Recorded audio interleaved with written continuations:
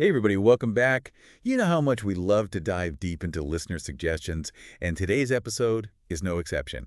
It's all about Limbo. Ah, Limbo. You know that game in the crypto casinos? Yeah. High risk, high reward. Right. And our listener wants to know if there are any legit strategies to win, or if it's all just down to luck. Well, I can tell you this much. What's that? It's definitely a game that will get your heart racing. No doubt about that. So, for those who haven't experienced the thrill of dodging digital firewalls, how would you quickly sum up Limbo? Limbo, it's like, imagine you're placing a bet on how high a rocket can fly before it, decides to explode. Okay, I like that. Your job is to bail out before it all goes boom. The higher you climb, the bigger the potential win, but also the bigger the chance of crashing and burning. Simple, right? Deceptively simple, I'd say. Make it sound like a metaphor for life or something. Well, maybe it is. Risk, reward, knowing when to cash out. Those are pretty universal themes, wouldn't you say? You've got a point there. So to dig into these Limbo strategies, we turn to an episode from the Crypto Casino Insights podcast that a listener sent our way. Now, just a quick disclaimer before we go any further. We are not encouraging anyone to empty their digital wallets on Limbo, or any form of gambling for that matter. This is all about exploring the ideas and seeing if there are any valuable takeaways we could apply to decision-making in general. Right, exactly. Because whether it's limbo, investing, or even just choosing which new restaurant to try, there's always an element of risk involved. And understanding how to assess that risk, that's valuable no matter what you're doing. Absolutely. Okay, so the podcast breaks down 4 main Limbo strategies: conservative, Martingale, Paroli, and Fibonacci. It's like a buffet of risk appetites. I like that, a buffet of risk. So let's start with conservative, playing it safe, taking small wins, and hoping to build up slowly over time. The podcast describes it as low risk, low reward, focused on frequent small wins by betting on those low multipliers. It's the slow and steady wins the race approach, kind of like consistently putting money into a savings account. You're not going to get rich quick, but you're also not going to lose your shirt overnight. Right. But the question is it enough to actually come out ahead in a game like Limbo? Or are you just delaying the inevitable crash and burn? That's the million-dollar question, isn't it? And it gets to the heart of what's so fascinating about the conservative strategy. It taps into our innate desire for predictability, for avoiding those big losses. We're hardwired to avoid those losses. Exactly. That makes sense. Think about it. Those small wins, even if they're not much, they still trigger that little dopamine rush in our brains. And that can be pretty addictive in its own right. So are we playing Limbo, or are we just chasing dopamine? Maybe it's both. We'll be back after a quick break to dive into the rest of these strategies and see if we can crack the code on Limbo. All right, so we've talked about playing it safe with the conservative Limbo strategy, but what about those who like to live a little more on the edge? The podcast also covered Martingale, Paroli, and Fibonacci.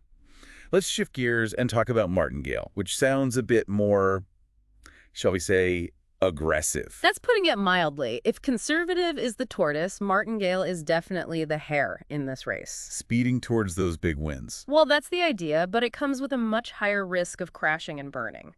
See, Martingale is all about doubling down after every loss. Doubling down. So you're essentially chasing your losses, hoping to win big and recoup everything. Exactly. The theory is that eventually you'll win a bet, and that win will cover all your previous losses, plus a little extra.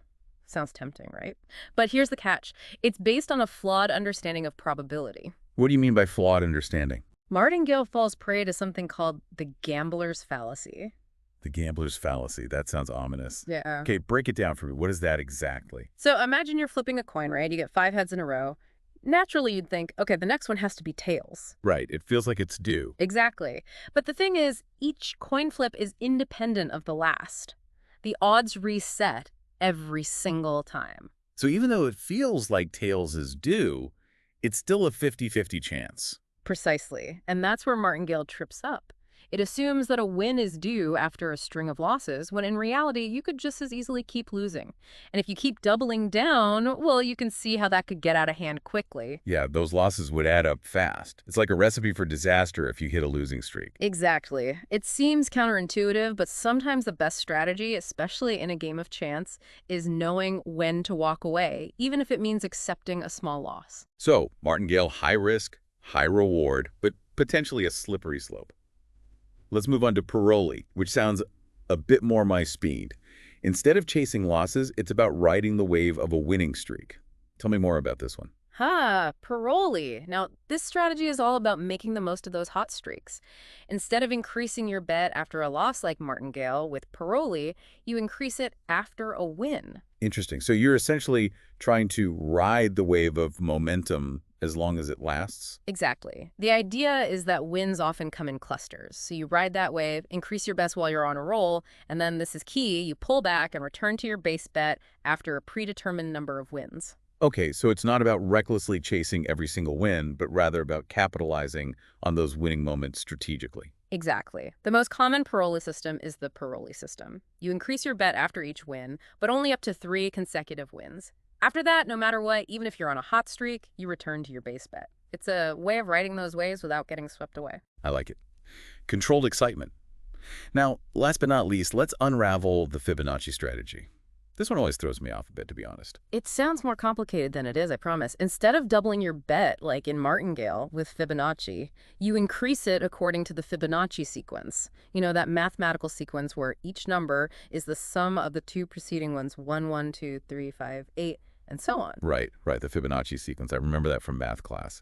But how does it apply to Limbo? How do you actually use it as a betting strategy? So with the Fibonacci strategy, you increase your bet size in accordance with the Fibonacci sequence, but only after a loss. After a win, you go back down 2 numbers in the sequence. Interesting. So it's a more gradual increase compared to the Martingale doubling down, which makes me think it's a bit less risky, at least in theory. You're catching on. It's considered a more measured approach, aiming to minimize losses during those inevitable losing streaks, while still allowing for some growth during winning streaks. Think of it like climbing a mountain one step at a time. A more measured approach. I like that. So we've got 4 very different strategies here, each with its own risk profile and potential for reward. But regardless of which strategy you choose, the Crypto Casino Insights podcast emphasized one crucial element that applies across the board: bankroll management. Tell me more about that, because I have a feeling this is where things get really interesting. Bankroll management. It sounds like the kind of boring but important advice your financial advisor would give you. And they'd be right. It doesn't matter if you're playing Limbo, investing in the stock market, or just managing your monthly budget. Understanding how to manage your resources is crucial for long-term success. So what are we talking about here? Setting a strict budget for your Limbo adventures. Exactly. The podcast we listened to stressed the importance of setting a limit for how much of your total bankroll you're willing to risk on any given bet. They suggested a good rule of thumb is to never bet more than 1% of your total bankroll on a single wager. That makes sense. So you're not risking it all on one spin of the digital wheel, so to speak. Precisely. It's all about playing a long game, protecting your capital, and avoiding those devastating losses that can wipe you out completely. It's like that old saying, don't put all your eggs in one basket. Exactly. But it's not just about managing your overall bankroll, it's also about managing your emotions, especially when you're in the heat of the moment. Because it's easy to get caught up in the excitement, make impulsive decisions, especially if you're on a winning streak. Absolutely. That's why the podcast emphasized the importance of setting win and loss limits for each session. Win and loss limits. So before you even start playing, you decide how much you're willing to win or lose, and then stick to it no matter what. You got it. It's a way of taking the emotion out of those in-the-moment decisions. It's like having an exit strategy before you even walk in the door. Knowing when to walk away from the table, whether you're up big or down bad, that takes discipline. I'm realizing that this goes way beyond just Limbo strategies. It's about understanding risk, managing your emotions, and making rational decisions, even when the stakes are high. What's fascinating to me is how these strategies, even if we never step foot in a crypto casino, reveal so much about human psychology. Our brains are wired to find patterns, to see streaks, and to assume that those patterns will continue. Even when it's all just random chance. Exactly. We talked about the gambler's fallacy earlier, and this is another example of that bias in action. We see a few wins in a row, and we assume the next one is a sure thing, even though statistically, the odds are always the same. So what's the takeaway here? How do we avoid falling into these psychological traps, whether we're playing Limbo or navigating the ups and downs of everyday life? It's about awareness. The first step is recognizing that these biases exist, that our brains are wired to see patterns even when they're not really there. And then what? Yeah. How do we use that awareness to make better decisions? Once you're aware of your biases, you can start to challenge them. Ask yourself, am I making this decision based on logic and probability, or am I getting caught up in the excitement of the moment? So next time I'm about to make a risky bet, whether it's on Limbo, a new investment, or even just a life decision, I should take a step back and ask myself, am I letting my emotions cloud my judgment? Exactly. It's about being mindful, thinking critically, and not being afraid to walk away from a situation if it doesn't feel right, even if your gut is telling you to go all in. This has been an incredible deep dive. We started with crypto casinos, explored the ins and outs of Limbo strategies, and ended up with some valuable insights into human psychology and decision-making. It's amazing how these seemingly niche topics can often reveal universal truths about ourselves and the world around us. Well said. Thanks for joining us on this fascinating journey. We'll see you next time for another